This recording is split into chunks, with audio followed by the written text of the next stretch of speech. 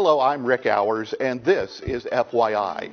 Today, for your information, iPods, MP3s, and iTunes.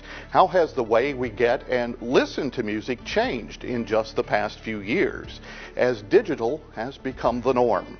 But does digital always mean better?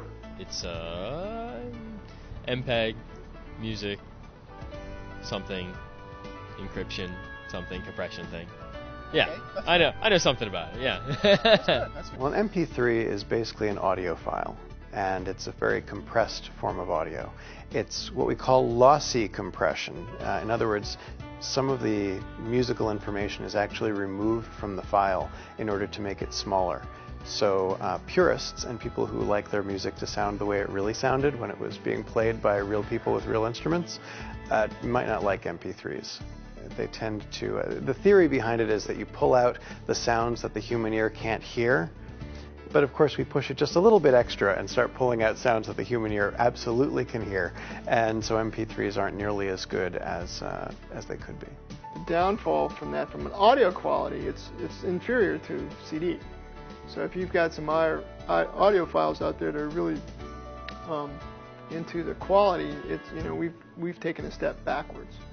The iPod Edge is part crowd appeal, a certain cachet that you get from having the thing that is in style, and frankly it is just really easy to use. I'm not saying you can't make an easier to use MP3 player, but darn it, everybody seems to be able to use an iPod when you put one in that person's hands.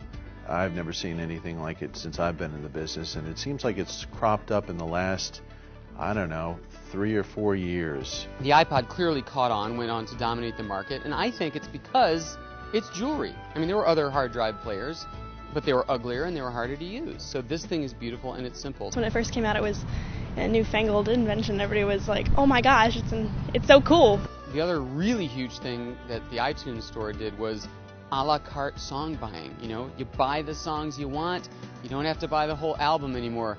You young kids today are too young to remember that, but we used to have to buy the whole $18 CD to get the one track that was any good.